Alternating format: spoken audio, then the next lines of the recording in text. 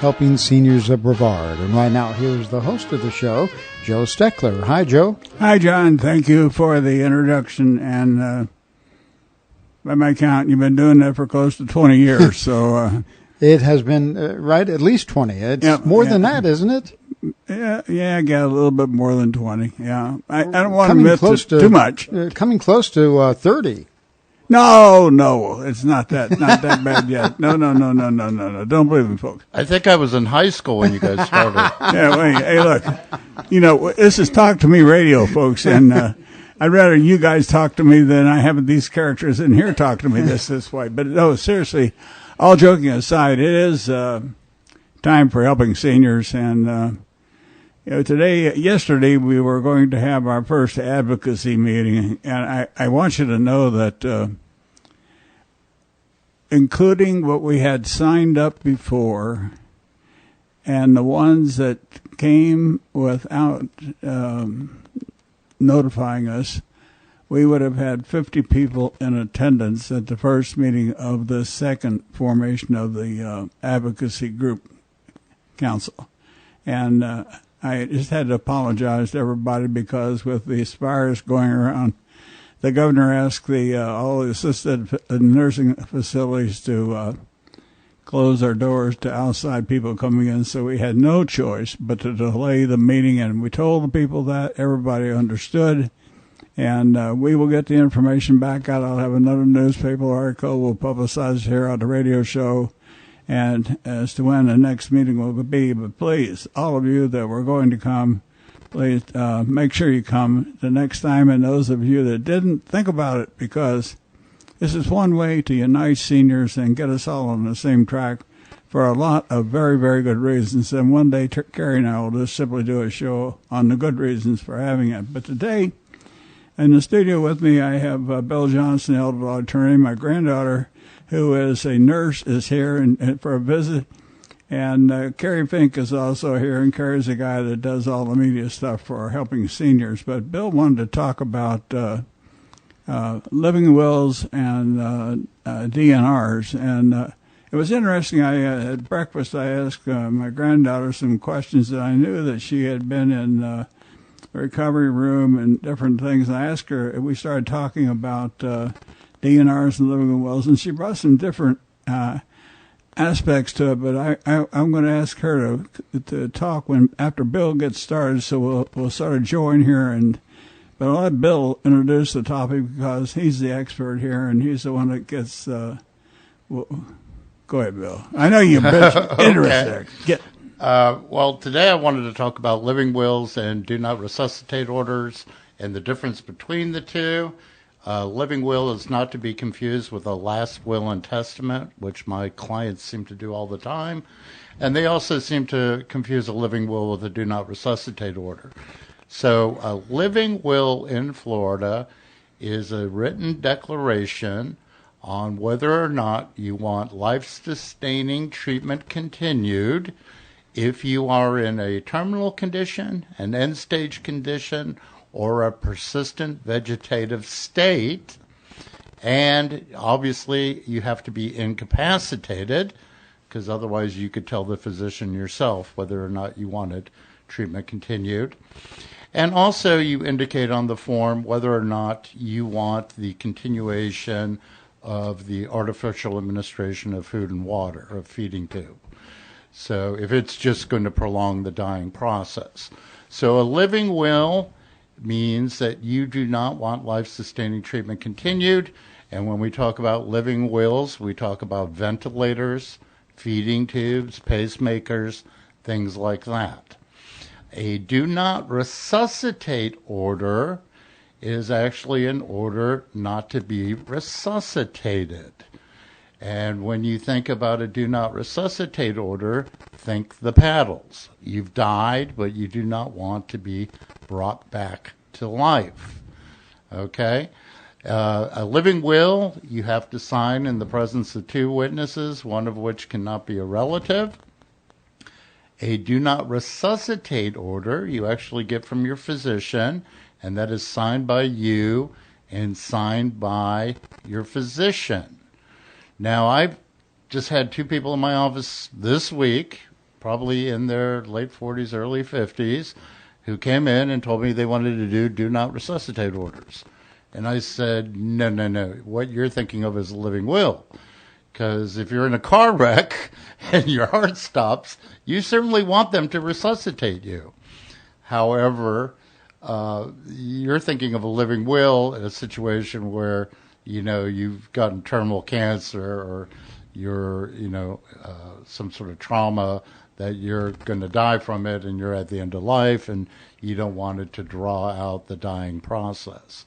So a lot of confusion out there about what a living will is, what a do not resuscitate order is. If you've been reading the papers, you'll know there's a huge to-do going on over in Orlando about a professional guardian who signed a do not resuscitate order on behalf of one of her wards. I can tell you that as of right now, the law is changing in Florida.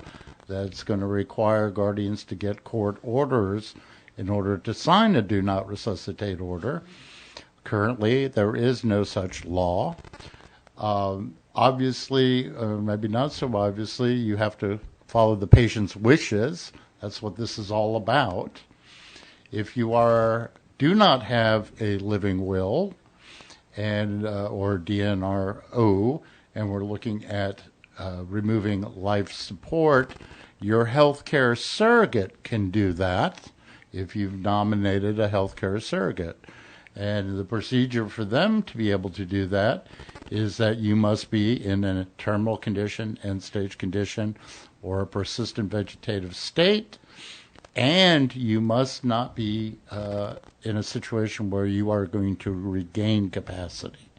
So it's pretty sure that you're not going to become competent again, and you're in one of those states. Your healthcare surrogate can sign that, unless, of course, in the healthcare surrogate document, you've removed that authority from them.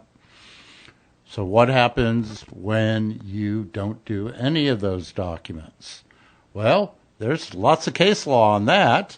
We have the Terry Schiavo case that was all about whether or not we were going to end life support in the situation. Her husband was appointed guardian, and they went back and forth with the parents said she wanted to live.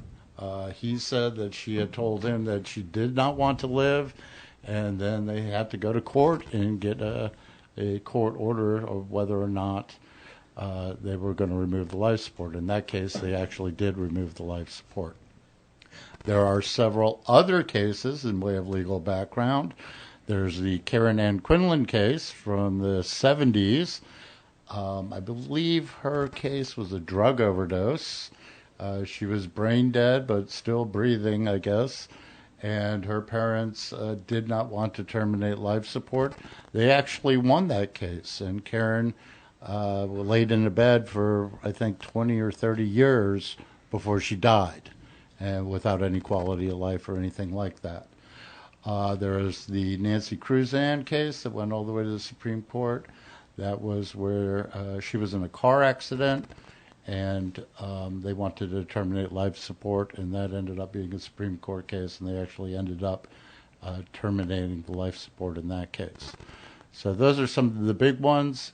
As I've mentioned before on this show, what do they all have in common? Anybody know, besides being a right to die case?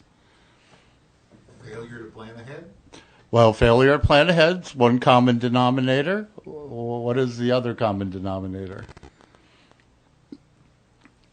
What makes a good right to die case? They're all young people. They were all under 30. If they had been 80, we probably wouldn't have the big, huge to-do about it. But they all are young people who, I could probably say this with fairly amount of reliability, is that whose significant others or parents couldn't let go.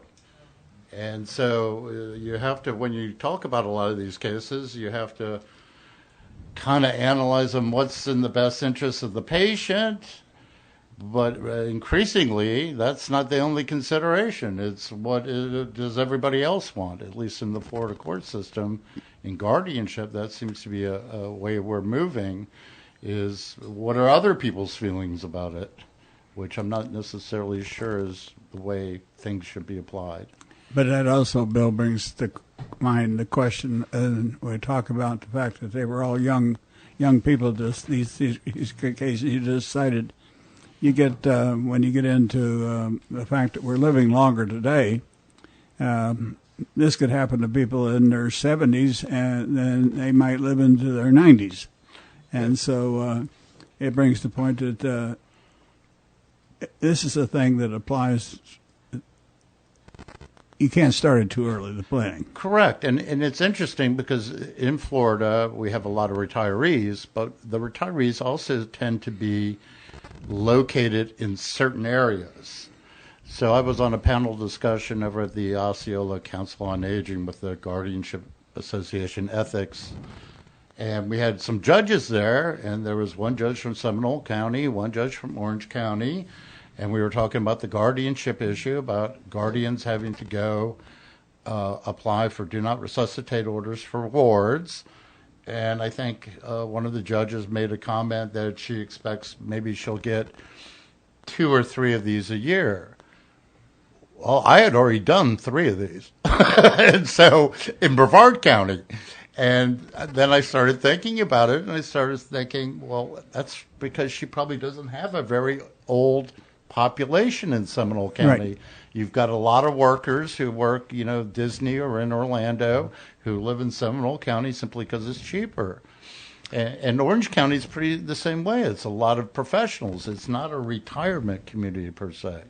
And I was just going to add, because I was there, Bill, when you gave that talk, and I remember thinking one of the interesting conversations that came up was from a professional guardian who was talking about the situation where the person that they were in charge of was being was in a situation where I think it was the do not resuscitate order should have been applicable. In fact, the doctors were yelling at the guardian saying, you're being unkind to this person who really should be allowed to pass naturally, but the person was having to go back through and make sure that it was okay with the court. And correct. And can you imagine if you were one of that person's family members and you had to watch them continually be resuscitated as they die over and over and over again when they have a terminal cancer condition, just because it took you 20 days to get into the court? So the guardians really had a problem with that. The doctors more so than even the guardians. They just couldn't do that. That's horrific to watch. If you've been to the fountains, you can talk to any resident there. When somebody dies and they don't have these documents, the EMTs come in and start to revive them, even though they've been there maybe 5 hours dead. And everybody's watching as they're pounding on their chests and everything. And it's horrific for the residents because, they're a senior community. They have lots of people die, obviously. The rates are a lot higher than anywhere else. So that's why I think they have packets on the back of doors with the do not resuscitate orders and living wills right in there for the EMTs. So as they come in, they can see that and know not to do that.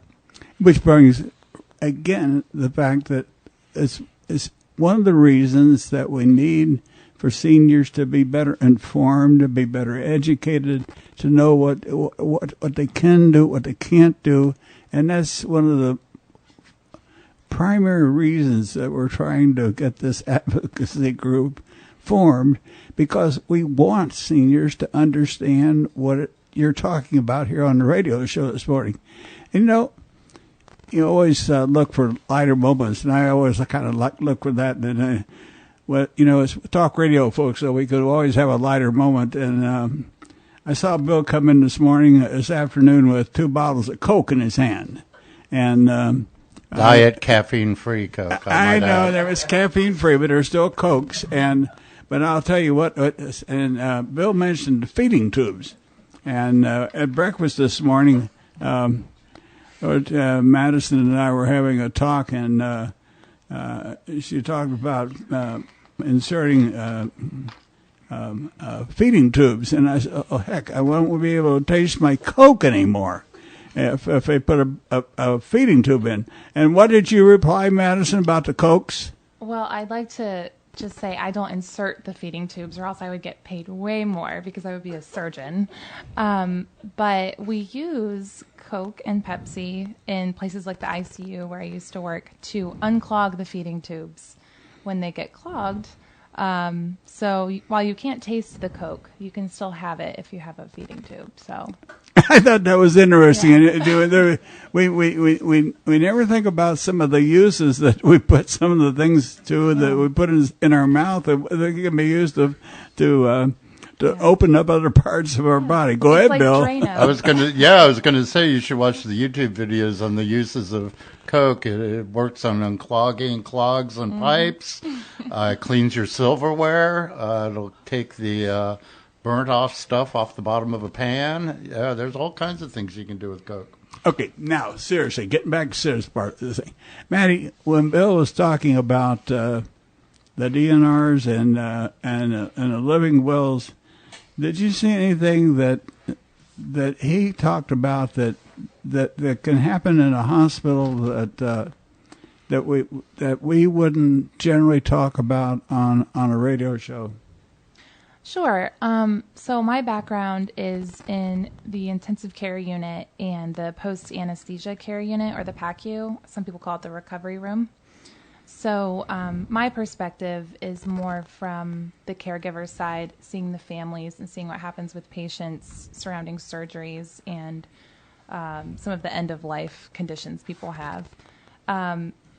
The main thing for me is that these conversations don't seem to take place at the right time, and it comes down to a high-stress situation, and then that's when it's discussed for the first time between the care team and sometimes the patient. If the patient has coded, they're not participating in the conversation anymore. And if I go back to my nursing education, the number one thing that should drive our care is the patient's goals. So those should be discussed well in advance of other people making decisions for the patient's care. And that includes talking about it before the preoperative appointment. Or the pre-op time, because that's a stressful, hectic, fast-paced time. It's not the time for the surgeon and the anesthesiologist to discuss with the patient what will happen in the event that the patient codes or they need to remain on a ventilator following surgery.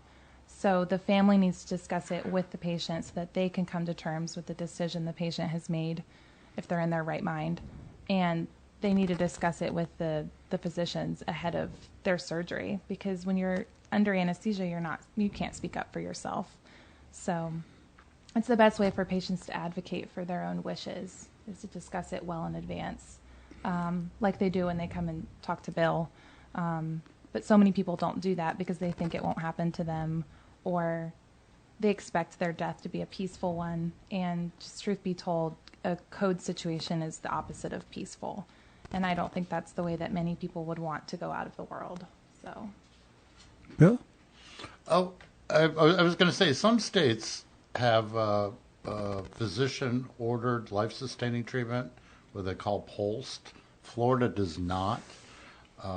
We've tried for several years, and usually that's when the physician has a discussion with the patient, and they enter a doctor's order about what is going to happen with the life-sustaining treatment. Other states also have futility statutes, where instead of trying to squeeze every ounce of life out of somebody who's in stage 4 terminal lung cancer, there's a point where treatment becomes futile, and it just isn't going to do any good. And so they do have statutes where the doctors won't be held liable if they stop treating, basically because, anything that they do is going to be a futile attempt. And when you look at the amount of resources that go into, dollars that go into the end-of-life treatment, that's where most people rack up huge sums of money. I was going to make the comment that at the symposium that you were speaking at over in Osceola County. That was the premise. It was ethics and guardianship, and really the discussion. All the doctors, the judges, you as an attorney that is board certified elder attorney, and really on top of the legislative changes that are going on. In fact, I was just going to make the comment, Joe. Bill has an article in the March edition of the Senior Scene magazine where it is called Legislation Addresses Guardianship Abuses. And so, Bill, you're one of those people that really keep everybody up to speed on what's going on in Tallahassee with all these questions. Yeah, and Kerry knows all these things because I went to the same seminar Kerry did. So we learned about futility statutes. I happen to know about PULSE because I was a legislative co-chair for the elder law section, and that came on our radar several times.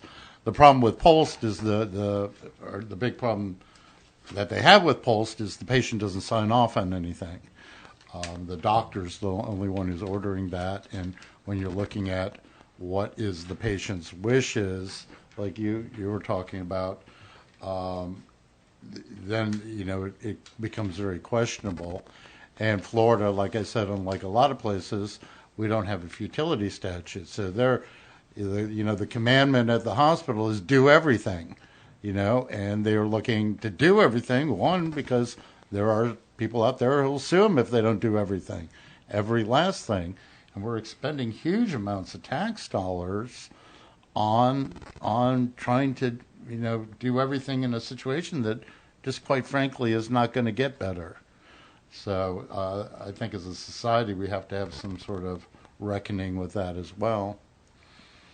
I think the one thing that we haven't even touched on, and it would open up a whole new discussion, is that almost every state has different laws or different clauses in their laws that apply to what we're talking about. And that was something I picked up on the internet. It was a pretty good discussion about living wills, and one of the cautions that, and Bill, you've talked about this so many times on the show about over the years, about people moving to Florida from another state and making certain that the law in their state was the same as it was in Florida, and the documents need to be re-signed when they come to Florida.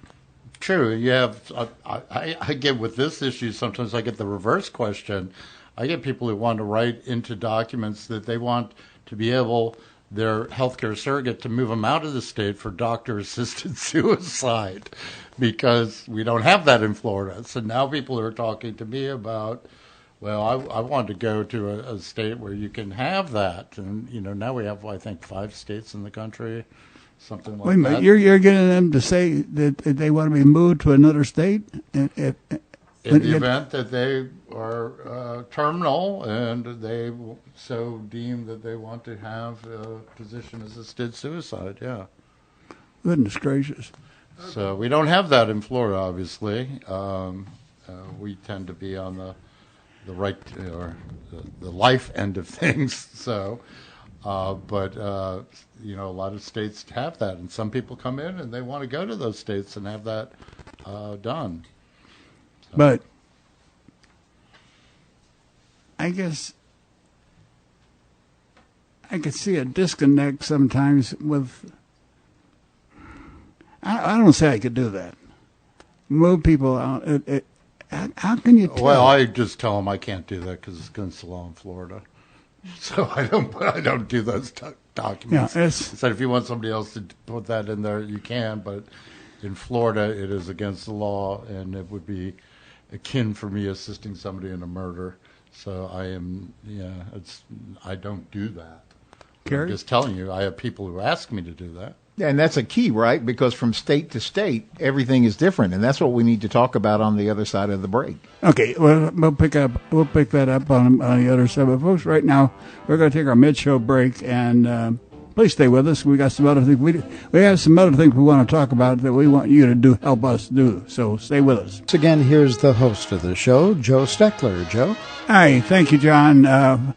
You know that we always, during the break, we have some interesting comments about some other things we might want to talk about. But, you know, here with me in the studio today, we have an attorney that's probably has the highest ratings for elbow law practice and qualifications in the entire doggone county, and Bill Johnson, and my granddaughter, who is a recovery and room nurse, and she's in the hospital, and you've been in the surgery too, right, Maddie?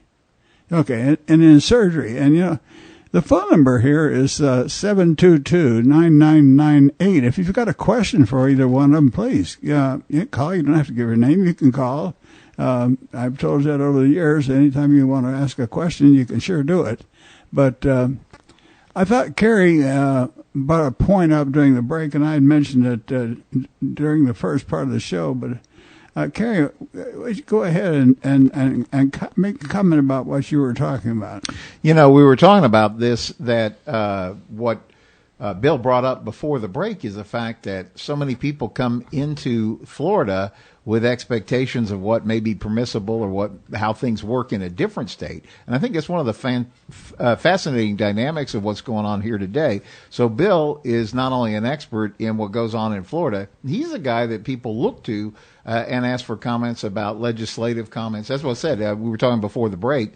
His article in the March edition of the Helping Seniors newsletter in Senior Scene magazine is legislation addresses guardianship abuses. And so that's that whole point. And then your granddaughter is here visiting from Virginia and used to what goes on in emergency rooms and things like that there. And it's an interesting discussion about how people come from one state and think it's one way in Florida, but it may not necessarily be that way.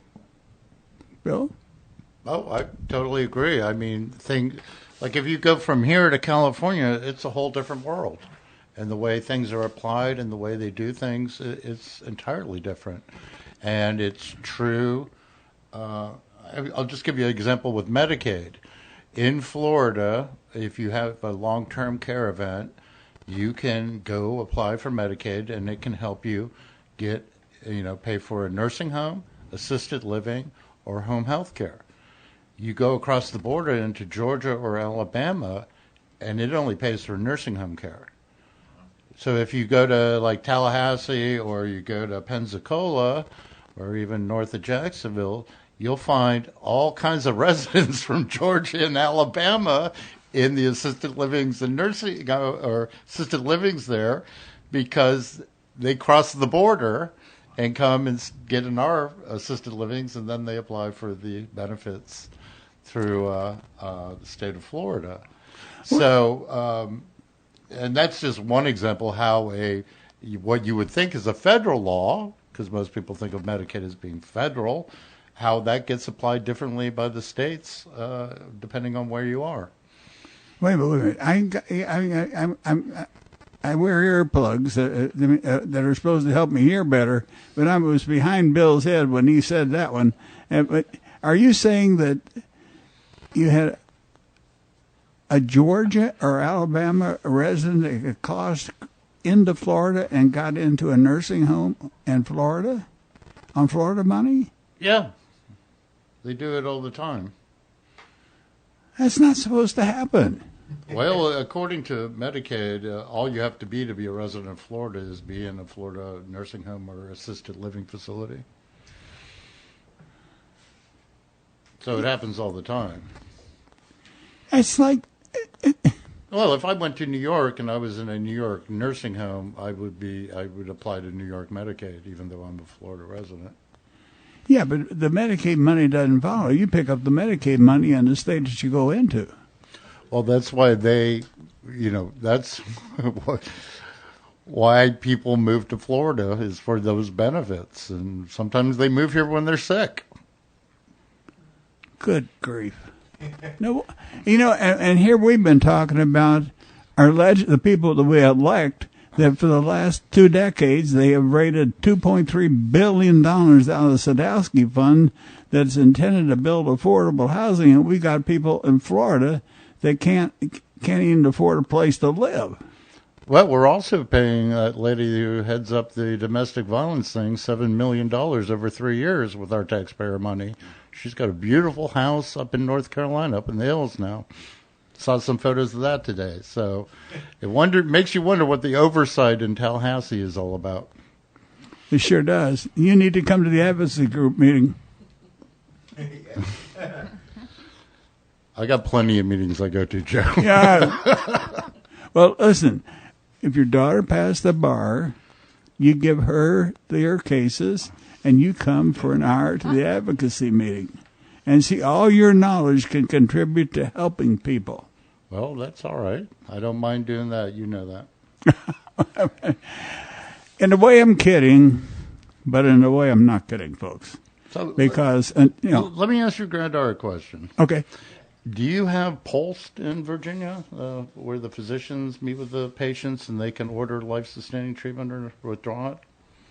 I'm not sure because where I work, it's all surgery related. Okay. So people are coming in, they're doing their pre-op appointment, or they're coming in emergently as a trauma or a stroke or something like that. And then they discuss things at the bedside quickly before surgery begins, and then they're asleep and they come out and I wake them up. And hopefully we wake them up. Sometimes when they don't wake up, that's when we run into, well, what did we discuss before surgery? And what is the... So you're not dealing with people with like stage 4 cancer and things? Actually, that's most of my patients. Oh, really? It's we have a lot of palliative surgery that we do where it's not going to be curative. But, and most of those patients are DNR when they are trying to do something like relieve a bowel blockage from cancer. They know they're not curing their cancer. They're just trying to continue living and fighting the cancer. Or maybe they have something like they need to put a port in so they can have chemo. All of them have general anesthesia. And typically they'll be a DNR going into surgery. But I believe it's just policy, not law in Virginia. I'm not an expert, but they rescind that DNR order for surgery and while they're with us. So I've actually had a recent situation where I was in charge, so I was at the charge desk, and I hear someone yell code around the corner, and we're doing chest compressions on a lady that had recently had open heart surgery and had an infection, so she'd had surgery for the infection. And we did CPR on her for probably an hour, and I was doing compressions, and a bunch of doctors came to the bedside, and I asked each one of them, while I'm doing compressions, do you know that she's a DNR? Are we supposed to continue? And I just didn't feel that it was very clear. Was it ethical? Was it legal, what we were doing? Mm-hmm. And everyone wanted to continue until we got her up to ICU, at which point they stopped trying to resuscitate her, but she ended up waking up on her own, and we did a good job coding her because she was completely fine and survived her whole hospitalization and went home. So it's sort of an interesting situation, but as a nurse at the bedside, I don't feel that it's very clear what we do in those little individual situations. And I was reading up on the literature on the way over here, like the American Medical Association Journal of Anesthesia, that kind of thing.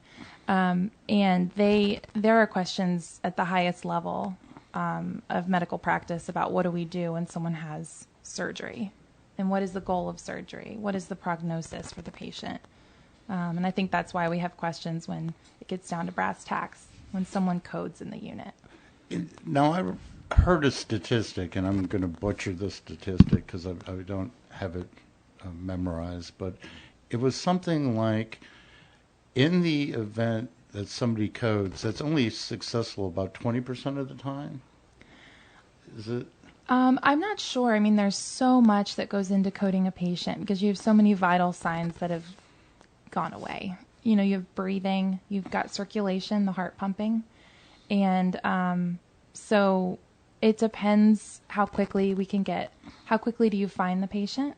Do you know when you get a pulse back and you lose it again? In my situation, being an ICU nurse and being in the recovery room, people come out with all kinds of monitoring devices. So I'm able to see the second they lose a pulse and immediately get on the chest and start pumping their heart for them, starting drips to get them to be able to support their own blood pressure. And then we intubate the patient, put him on a breathing machine. Like we restore all of those functions immediately.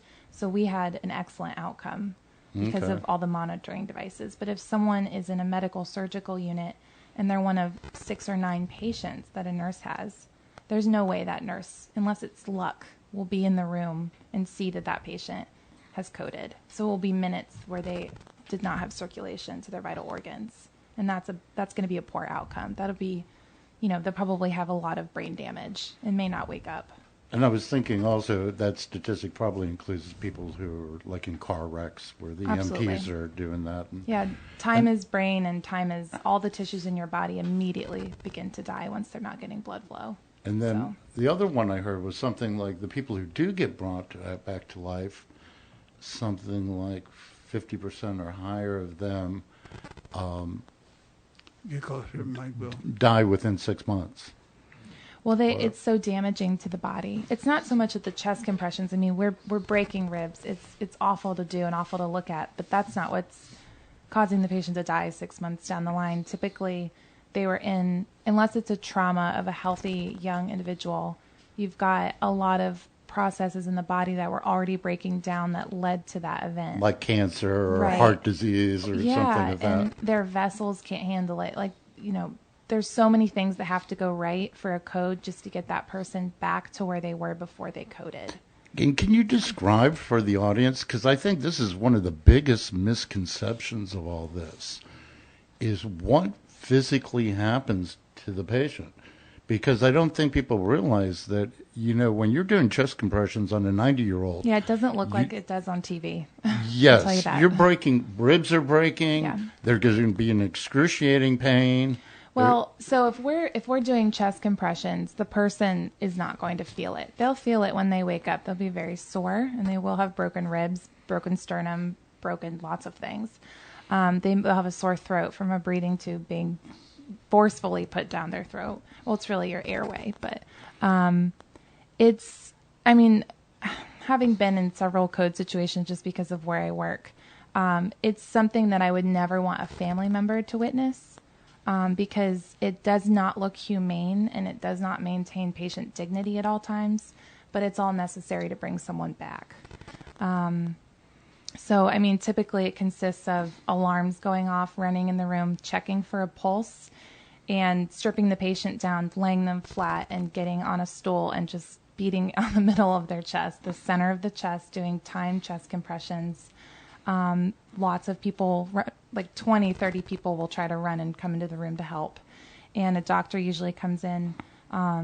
Nurses can run advanced cardiac life support without a doctor, but a doctor will typically show up and begin trying to get a breathing tube in the patient.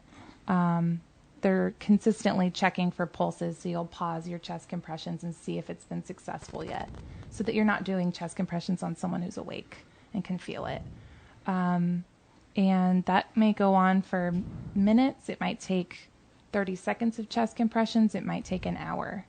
Sometimes they go to surgery to have open heart surgery. It just depends on what caused it. But it is kind of a violent process. As a nurse, I don't know if it's something I would want done to me or someone I love. But it all kind of comes back to, what are we getting? What's the baseline? What are we getting back to if we're successful? And I think that should drive a lot of the conversations with family members. And I think that goes back to why you don't have 30-year-olds with DNRs, because you get in a car accident, you want people pounding on your chest, bringing you back to life, because you've got another, 60 years to go. Yeah. But if you're 90 years old and, you've had a great life and all that, and, you've got some sort of cancer or had a stroke or something, and this happens, maybe you don't want to go through all that. I think too, just most of my my experience as a family member of a patient has been with my grandpa. And looking back in those situations, it looked grim a few times, and I'm just so glad that everything was done for my grandpa, because we're here today visiting with him because of it. But I would also understand if he came to me as a family member, and I hope that he would discuss with us prior, I don't want all of that done. I feel like I've lived a full life. I just think that conversation must take place with all parties before you go into a situation like anesthesia where there's a much higher risk of needing chest compressions or needing these resuscitative measures. But I think I would understand, as a family member, someone not wanting all of that done. But I think we're hearing a very, very frank discussion right here.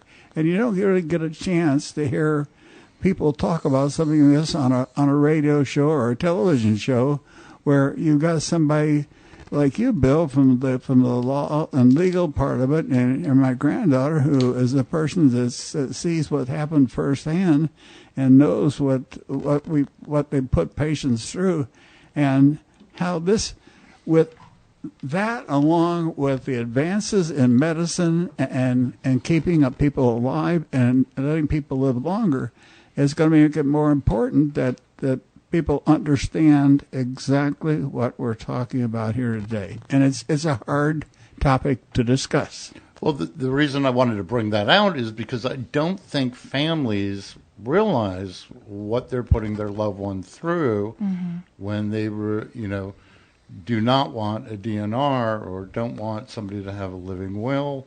And there can be a lot of pain and suffering involved for their family member. Yeah. Well, when I in my last command, one of the very first things I experienced when I took command of the Naval Home, I had a guy named Smiley, and Smiley was always sitting on the front steps of the Naval Home. And about roughly 4 months after I took command, Smiley was suddenly admitted taken to the hospital with a heart attack, and over the case of 3 days, they used the paddles on him 52 times. 52 times. And he had 3 sisters. And one sister came to me and she said, "Can you make my 2 sisters understand that we don't need to keep doing this?" And I said, "You got me in a bed. I just took command as a guy in a situation like this myself." So I go to the old Catholic priest who got there, a Benedictine monk, Father Ackle, and I said, "Father Ackle, what the heck should I do?" And this guy was like a little wizened old monk you see on the TV show, and his head came to the top of my shoulder, and he put his arm around my shoulder, and he said, "Captain," he said, "you came to the right guy." He said, "Look, there's always a time and a place to let go." He said, "Let me talk to the sisters." He talked to them, and the next time it happened, they did not use the paddles on the man. But, you think about what you're putting them through, and I relate what the discussion we're having now to more and more people now, I think, are reading different, and Maddie mentioned the word palliative care and palliative surgery, and this is in hospice care. And I have a brother right now that has got bladder cancer, and he also has COPD. Now, could they go in and remove a bladder or cancer? They could do that, but they're not doing it. I don't understand why they're not doing some of these things. It may have spread. What's that? It may have spread. It's probably late stage, and in that situation, you have metastasis. So they often take out people's bladders. I mean, I see it every day at work. So they're taking out someone's bladder due to bladder cancer. A lot of former smokers have bladder cancer. Any kind of radiation can give you bladder cancer. It's super common, but when it's at such an advanced stage, or maybe because of his COPD, he could not survive such an extensive surgery. Yeah, well, I asked my brother if he had all the documents. He said he does, but I'm not convinced that all parts of even my own family are as well informed about the subject that we're talking about today as they should be. And this is a topic that we shy away from because we're afraid of it. So many people are afraid of dying. Bill, yeah. I have people who come in my office and I start bringing up a living will and they don't want to talk about it. Mm-hmm. They come from a society where it's bad luck to discuss death. And they firmly believe that, and they refuse to talk about it. I think people don't want to hurt their family members, too, because being okay with death also means being okay with leaving someone behind. And I think a lot of spouses and family members find that hurtful. It becomes a very a difficult family dynamic. Okay, But it I has tell to you what, take let's place. lighten the topic up a little bit. Let's lighten it up Womp just womp. a little bit now. And we got 3 minutes left, folks, and I want to talk, and then let Kerry, and if it's time left, we'll let Bill say goodbye. You're through, Maddie. I was going to say, how about those Marlins, Joe? Folks, we got our car raffle coming up, and we're seeing good returns on people sending their tickets in the mail. A large number of people are buying $100 worth of tickets. And folks, we need your donations on the car raffle in order to keep the organization going. If you want to see more shows like we're doing today, if you want to see my columns in the newspaper, I could probably write for the newspaper whether or not we had the organization, but I think the organization is extremely important because it's the vehicle that gets out the information to people. So please think about it. Kerry? Well, I was just going to add, the car raffle is a great way to support the work of helping seniors. Every place these cars go, people love them. I mean, when you see that Chevrolet Camaro, or you see that Dodge Challenger, or if you see the Mazda Miata convertible with the top down, and just everybody just oohs and ahs. And there's actually, if you want to be somewhat practical, there's a Kia Sportage in there as well. So these are all great cars for you to choose from. The winner gets to pick one. April 25th is, you want to talk about the fun stuff. This is the fun stuff. April 25th at the American Muscle Car Museum, 6 p.m. to 9 p.m. is the grand drawing. And this has become the real party. You guys should come back from Virginia Beach and be here then. My sister's having a baby right around that time.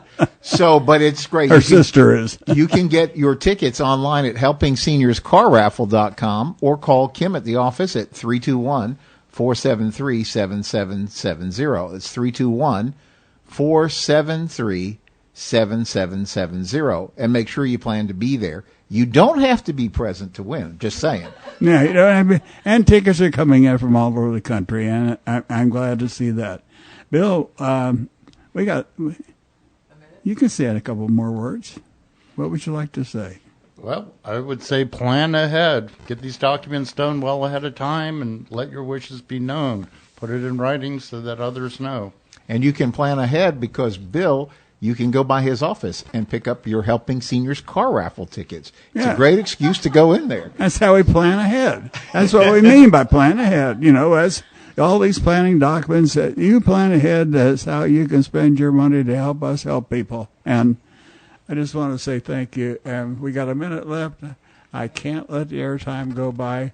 We got the advocacy group. We also got the travel club coming up. We're trying to get seniors united, and that's one of the purposes for the new council is to get seniors united, and most important of all, do what we can to help build affordable housing to help people in the county. And I want to thank you, Maddie, for being with us on the show today. She says she couldn't talk, but I know better. I know how much she talks.